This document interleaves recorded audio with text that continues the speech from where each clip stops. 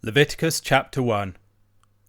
The Lord called Moses and spoke to him from the tent of meeting, saying, Speak to the people of Israel and say to them, When any one of you brings an offering to the Lord, you shall bring your offering of livestock from the herd or from the flock. If his offering is a burnt offering from the herd, he shall offer a male without blemish. He shall bring it to the entrance of the tent of meeting, that he may be accepted before the Lord. He shall lay his hand on the head of the burnt offering, and it shall be accepted for him, to make atonement for him. Then he shall kill the bull before the Lord, and Aaron's sons the priests shall bring the blood and throw the blood against the sides of the altar that is at the entrance of the tent of meeting. Then he shall flay the burnt offering, and cut it into pieces, and the sons of Aaron the priest shall put fire on the altar, and arrange wood on the fire. And Aaron's sons the priests shall arrange the pieces, the head and the fat, on the wood that is on the fire on the altar. But its entrails and its legs he shall wash with water. And the priest shall burn all of it on the altar, as a burnt offering, a food offering, with a pleasing aroma to the Lord. If his gift for a burnt offering is from the flock, from the sheep or goats, he shall bring a male without blemish, and he shall kill it on the north side of the altar before the Lord. And Aaron's sons the priests shall throw its blood against the sides of the altar. And he shall cut it into pieces, with its head and its fat, and the priest shall arrange them on the wood that is on the fire on the altar. But the entrails and the legs he shall wash with water, and the priest shall offer all of it, and burn it on the altar. It is a burnt offering, a food offering with a pleasing aroma to the Lord. If his offering to the Lord is a burnt offering of birds, then he shall bring his offering of turtle doves or pigeons. And the priest shall bring it to the altar, and wring off its head, and burn it on the altar. Its blood shall be drained out on the side of the altar. He shall remove its crop with its contents, and cast it beside the altar on the east side, in the place for ashes. He shall tear it open by its wings, but shall not sever it completely. And the priest shall burn it on the altar, on the wood that is on the fire. It is a burnt offering, a food offering with a pleasing aroma to the Lord. The book of Leviticus is one of the hardest books in the Bible. It's the point where many Bible reading plans fail. My first 2 attempts to read through the Bible in a year founded on the rocks of the opening chapters of Leviticus. If the instructions for building the tabernacle and the description of its construction was tedious, at least it wasn't anywhere near as strange and foreign as the book of Leviticus. The sacrificial system is connected to the tabernacle. The tabernacle, however, is typically spoken of in Leviticus as the tent of meeting. It's the place where God encounters his people, and the point of the sacrificial system is to facilitate and to make possible that proper encounter. And the sacrificial system is very much a meaningful system of particulars. It's like a language. We can often think about the meaning of language in terms of the relationship between a word and the external object in the world that it refers to. But the meaning of terms can also be discovered through the internal relationships of a language, and the way that terms, even when referring to the same object in the world, can carry very different shades of meaning, and present things within very different contexts. So if we're talking about a dog, for instance, you can talk about that dog as a pet. It's a very different thing from talking about the dog as a canine, or as a hound, or a pooch, or a doggo. These are all different terms that carry different connotations and frame that single object in the world in different ways. Now, when we think about language, language works in terms of such a system. And the sacrificial system is also a system. It's a number of different practices that are understood not just with their relationship to something outside of themselves, maybe they point to Christ, for instance. They are also to be understood in terms of their differences from one another, by the way that they are associated with, differentiated from, juxtaposed with, or homologous with other realities or practices or persons within the system. For instance, we can see an association between the legitimate sacrifice and the legitimate priest. Human life, society, and relation is mapped onto and symbolically enacted within a system of animals, architecture, furniture, agricultural seasons, and ritual. And the animals, the architecture, the furniture, the agricultural feasts and the rituals, they're not magic. As the book of Hebrews argues, the blood of bulls and goats could never take away sin. The tabernacle was always patterned after and a copy of a greater realm of the Lord's presence. It was never the true archetype. It was rather a sort of extended and enacted metaphorical system, a sort of mirror within and through which Israel could comport itself to the reality. Now, we tend to think about things in terms of abstract and disembodied concepts. We can be tempted to think of the tabernacle and the sacrificial system as pictures, particularly of Christ. The point of it all, we suppose, is to reflect upon the pictures and to see what ideas they are teaching. And then we try and translate the pictures into ideas, and that's what we're supposed to derive from it. Now, such an approach is not altogether without some truth to it, but is extremely misleading. The tabernacle and the rites of the sacrificial system were designed to be inhabited as reality-filled symbolic objects and practices. They weren't primarily designed to be looked at from without and translated into abstract ideas. The tabernacle is a symbolic building, but God is really present there, and the structure of the building and its associated rituals provide frameworks within which the reality of people's relationship to God could be lived out. To some extent, we could maybe compare this to a coronation or a wedding ceremony. The ceremony has all sorts of ritual and symbolic elements, and those symbolic elements are not just pictures that we reflect upon from without. They're not just fripperies that are there to be decorative. They're the means by which we enter into the reality. The exchange of rings, for instance, is not just a picture to be thought about. It is actually a symbolic rite that is part of affecting the reality of a marriage. If you were to strip away all the symbolic elements of a wedding ceremony and translate it fully into the realm of ideas and rational commitments, it would be a lot less effective as a marriage. The actual symbolic processes are means by which we navigate the reality and enter into that reality. If a coronation was stripped of all its pomp, if there were no crown put on someone's head, it would not be so effective as a coronation. Entering into the reality requires a lot of this symbolism. All of the attention to the dress and the ceremony and the different parts of the rituals are integral to the effectiveness of these rituals. Of course, if you stand back and look at it in a very abstract way, it seems strange to represent the sovereignty over a nation in a piece of jeweled metal put upon someone's head. But in the practical context of the coronation ceremony, it really makes a difference. So the sacrificial system is not about the communication of abstract ideas in pictures, which if we just grasped them directly would make the ritual irrelevant. No, the drama of the ritual is integral to what makes it work. But the ritual isn't automatic and purely objective, as if, for instance, the exchange of rings has some weird magical character to bind people together in blissful matrimony. That's not how it works. The symbols and the rituals must be inhabited by those who perform them.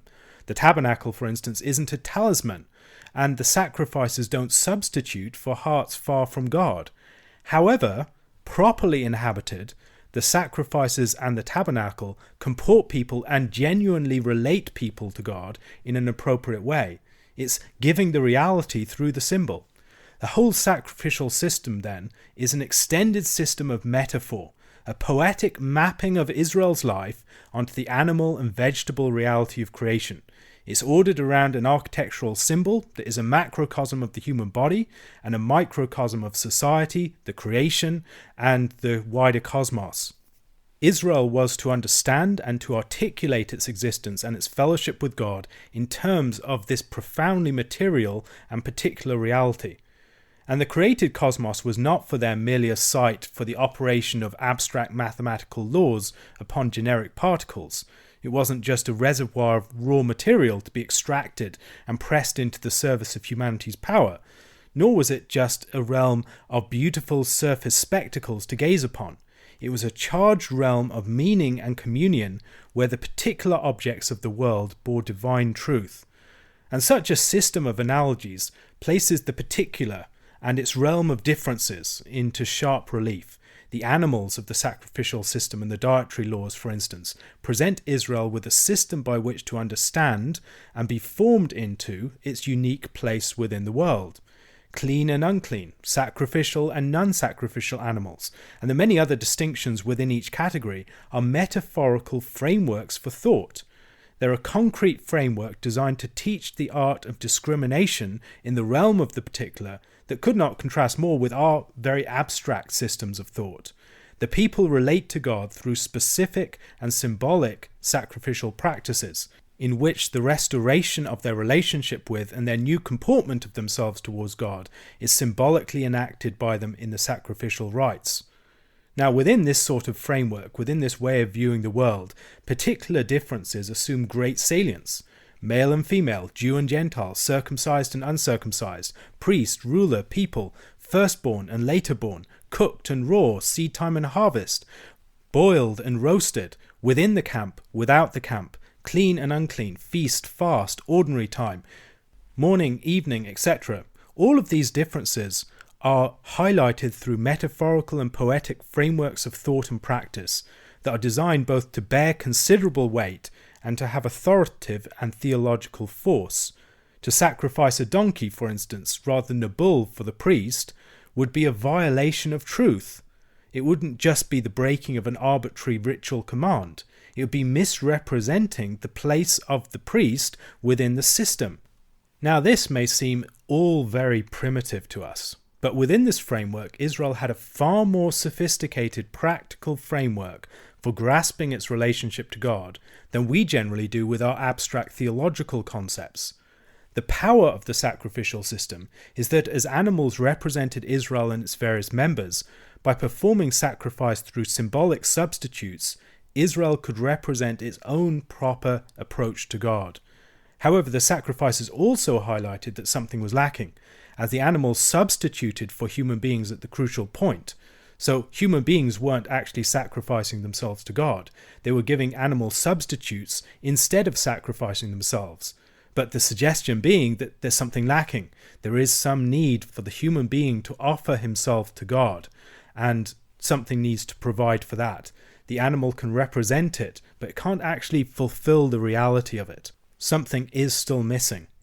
And the point of the rituals was always primarily as things to be performed, not primarily to be fodder for theologizing, although we do have this extensive description of the sacrifices, a description of the sacrifices that is addressed to the whole people. It's not just a book of ritual for priests that they're supposed to reflect upon by themselves, it's something that's given to the nation as a whole. And the whole people would have to learn the meaning of these sacrifices as they watched them being performed, as they inhabited the practices, and then as they stood back and reflected upon their practice. The theology lies beneath the surface of the ritual texts, implicit in the logic of their performance, which tends to surface through close attention to their place in a system as it emerges through comparative study of many texts. But as you practice these things on a regular basis over many years, you would get a sense of what was meant. You would have a feel for what it meant to approach to God. And this would be a knowledge, a tacit, implicit knowledge that would be enjoyed by Israelites more generally, not just by the gifted theologians among the scribes and the priests. The sacrifices tend to be conjugations of a root meaning, and if you look through the sacrifices, you'll see they're very similar in their form, and it can be difficult to understand what makes them about one thing rather than another. Some emphasize the ascension of the offering on the altar, some emphasize the blood rites, some emphasize the meal aspect, etc. And we're supposed to see them within the system, comparing them with each other and their slight differences, that they're conjugating a root meaning, but also in that conjugation they're set over against each other. So we need to ask questions like, what type of animal is offered? What is the species of the animal? What is the sex of the animal? What actions shall be performed upon the animal before it is killed? Where is the animal killed? How is the animal divided? How are the parts arranged and prepared? Where does the blood go? What parts of the offering are eaten? Who eats the offering? What parts are disposed of in some other manner? What is the effect of the offering? Going through Leviticus Chapter 1, we notice many of these sorts of details. For instance, we're told that the bull that has to be offered has to be a male without defects. Defects can disqualify a sacrifice, they can also disqualify a priest. And there's a ritual here with a moral connotation. We see the connection between some of these things in Leviticus chapter 21 and 22. There's an analogy drawn between the external lack of blemish in an animal and the lack of moral fault in a person. In this chapter we also see a list of different animals to be sacrificed. Bull, goat, sheep, pigeon and turtle dove. These are the core animals of the sacrificial system. And different animals represent different parts of the people. This becomes apparent as we go through the book of Leviticus. It's not yet clear here. The burnt offering, as we see in Exodus chapter 29, verses 38 to 43, is the core daily sacrifice. There's a morning and an evening burnt offering. And there is a collective and an individual character to Israel's worship. So there is this common practice of worship every single day at the Tabernacle. And then there are also these festal occasions when people would all gather together and have an event for the people more generally. And then there are times when an individual worshipper will offer something themselves as an individual, or for their family perhaps. The sex of the animals isn't arbitrary, it's part of a system of meaning. The burnt offering of the herd or the flock has to be a male without blemish. Some sacrifices, however, could be female. For instance, the peace offering in Leviticus chapter 3 verse 1 could be female. The sin or purification offering for the commoner, described in Leviticus chapter 4 verse 28 and 32, had to be a female goat or lamb. So this helps us to see that there is some sort of logic underlying this. The fact that the primary sacrifices had to be male, but that not all of the sacrifices were male, and that in the case of certain sacrifices it was stipulated that they should be female, it raises problems for almost all of the typical explanations. If male animals were simply more expendable, then we would expect the greatest sacrifices to be female. But that's not what we find. If the sacrifices had to be male simply in order to symbolize Christ as a male, we wouldn't have female sacrifices. If the sex were a matter of indifference, the sex of sacrifices wouldn't be stipulated at all. If the point was that male sacrifices were to be offered on the basis of some natural superiority of the male sex, then we wouldn't have female sacrifices required at certain points. Something more seems to be going on. If we go back to Genesis chapter 15, I think we see a further part of the background here. In Genesis chapter 15, again, we see the sexes stipulated, but it helps us to understand what's taking place in Leviticus chapter 1. In Genesis 15, God tells Abraham to gather animals together for a covenant ceremony. God is making a covenant with Abraham, cutting a covenant with him, and this covenant ceremony is at the very core of it. He said to him, "Bring me a heifer 3 years old, a female goat 3 years old, a ram 3 years old, a turtle dove, and a young pigeon." These are all the animals of the sacrificial system. And he brought him all these, cut them in half, and laid each half over against the other. But he did not cut the birds in half. And when the birds of prey came down on the carcasses, Abram drove them away. And then later on, when the sun had gone down and it was dark, behold, a smoking firepot and a flaming torch passed between those pieces. On that day the Lord made a covenant with Abram, saying, "To your offspring I give this land, from the river of Egypt, the great river, the river Euphrates, the land of the Kenites, the Kenizzites, the Cadmonites, the Hittites, the Perizzites, the Rephaim, the Amorites, the Canaanites, the Girgashites, and the Jebusites." So it's the covenant ceremony, and there's the same 5 animals divided in the same sort of way. So when we get to Leviticus chapter 1, we see, for instance, that the animals are divided between the priest, who represents the Lord, and the worshipper, and they have to take care of different halves of the animal. And then, in the case of the turtle doves and the pigeons, he must wring off its head and burn it on the altar. Its blood shall be drained out on the side of the altar. He shall remove its crop with its contents, and cast it beside the altar on the east side, in place for ashes. He shall tear it open by its wings, but shall not sever it completely. It's the same description as we have back in Genesis 15. There is a connection between these things. Every time the sacrifices were performed, it harks back to that original covenant-making ceremony. It's a recalling of God's statement to his people. God established this sacrificial movement, and every single sacrifice is based upon that root meaning. It's a development out from that. It's also a reenactment of Passover. If you think about the initial covenant that God established with Israel through the Exodus, it involved a sort of sacrifice. It involved the sacrifice of the firstborn sons. And the worshipper brings the animal to the door of the tabernacle, places his hand upon the head of the animal. It's designated as his representative, his substitute, and this corresponds to the whole setting up of the Passover lamb, which is related, of course, to the child, the son. These are sons of the herd, or sons of the flock, that are brought forward. The worshipper slays the animal. It's connected with the Passover lamb being killed. The priest splashes the blood on the altar as the blood is put on the doors of the house, and the priest stokes up the fire on the altar. The altar is a sort of Sinai, and we've seen the connection between the mountain and the altar, and the worshipper will wash parts of the animal.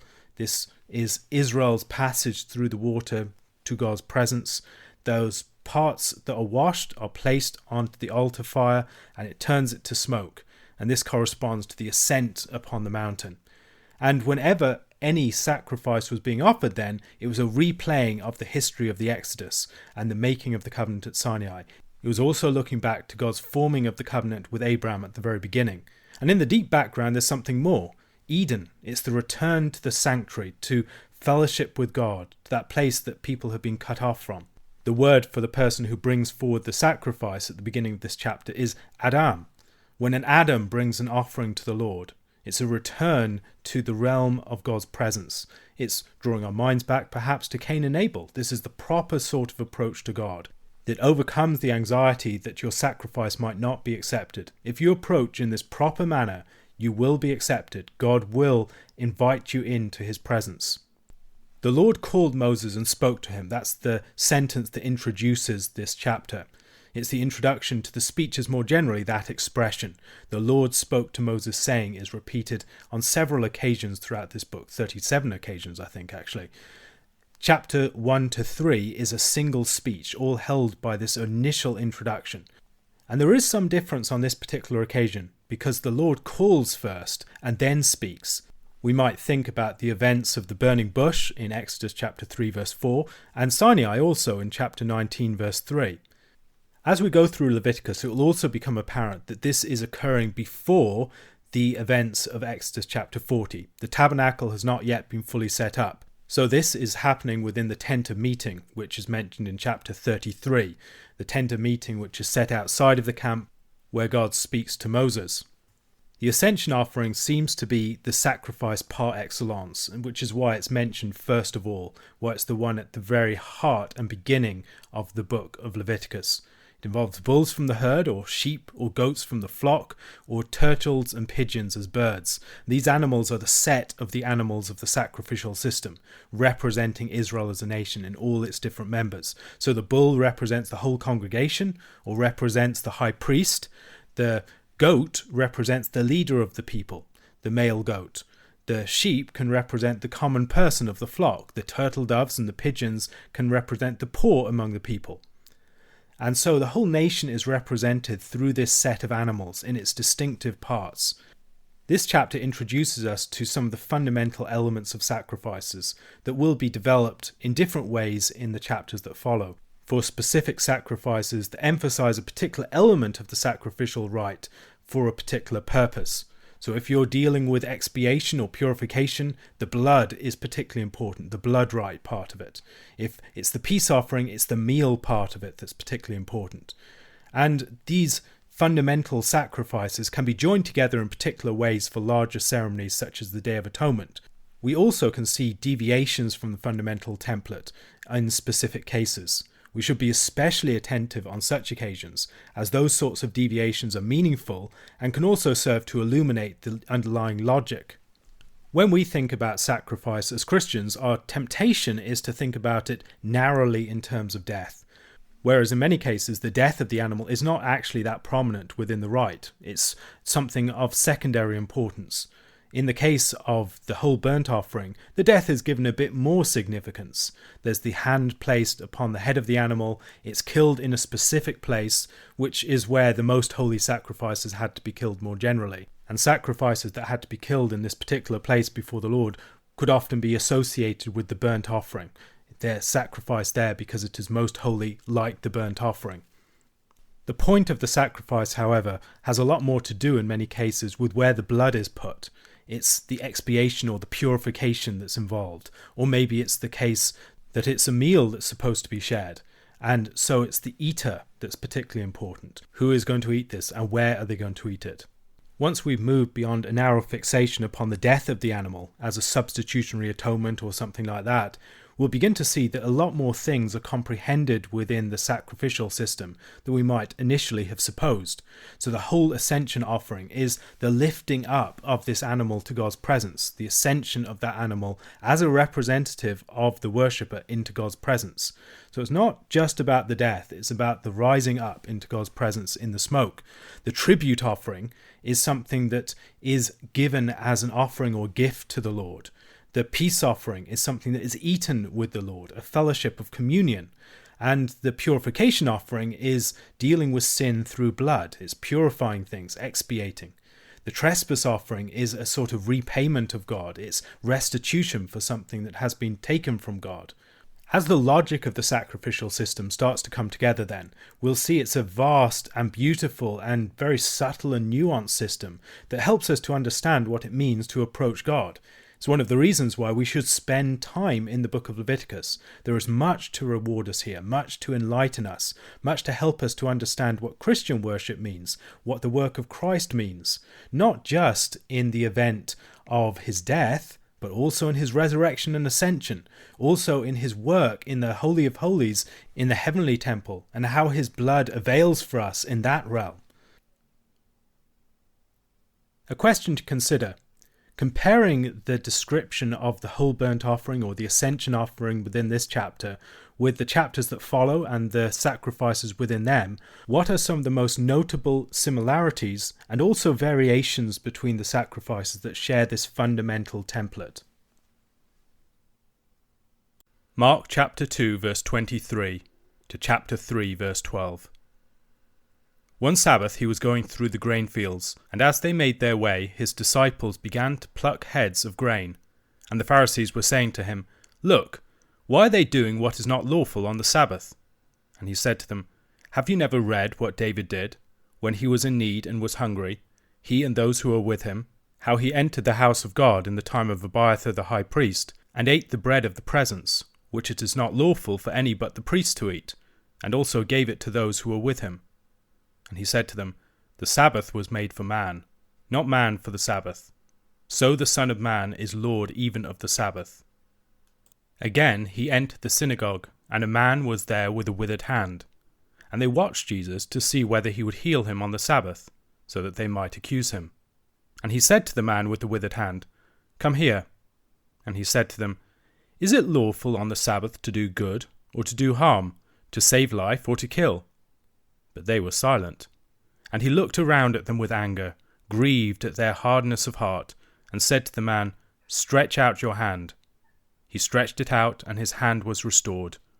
The Pharisees went out and immediately held counsel with the Herodians against him, how to destroy him. Jesus withdrew with his disciples to the sea, and a great crowd followed from Galilee and Judea and Jerusalem and Idumea, and from beyond the Jordan and from around Tyre and Sidon. When the great crowd heard all that he was doing, they came to him, and he told his disciples to have a boat ready for him because of the crowd, lest they crush him. For he had healed many, so that all who had diseases pressed around him to touch him. And whenever the unclean spirits saw him, they fell down before him and cried out, "You are the Son of God." And he strictly ordered them not to make him known.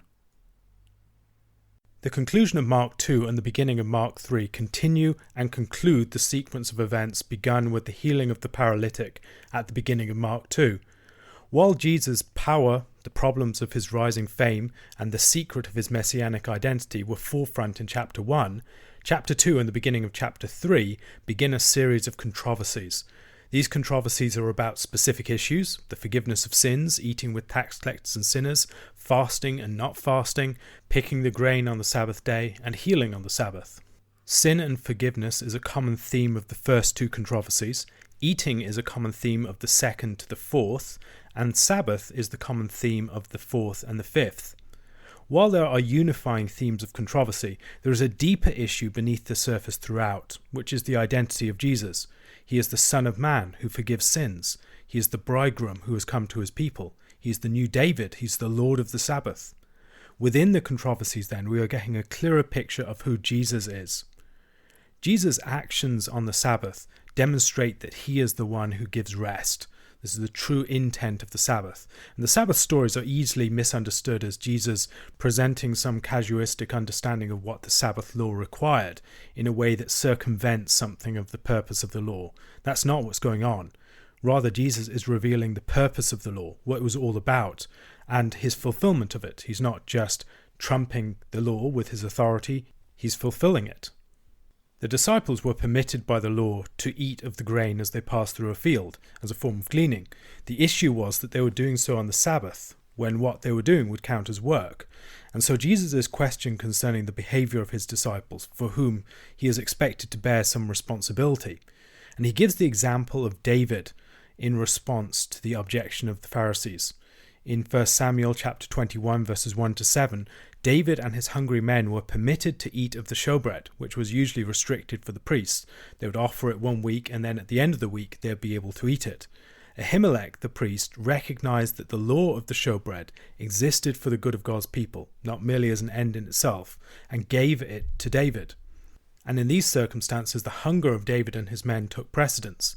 But it seems that there's something more going on here. It's not just that they were hungry. It's the fact that they were under David's leadership. Jesus is exploring the relationship between him and his disciples and David and his men. Jesus is the greater David, who has the prerogative to determine in this instance. His men are like David's men. They are committed to a mission of God, and the demands of that mission take priority over the strict requirements of the Sabbath law.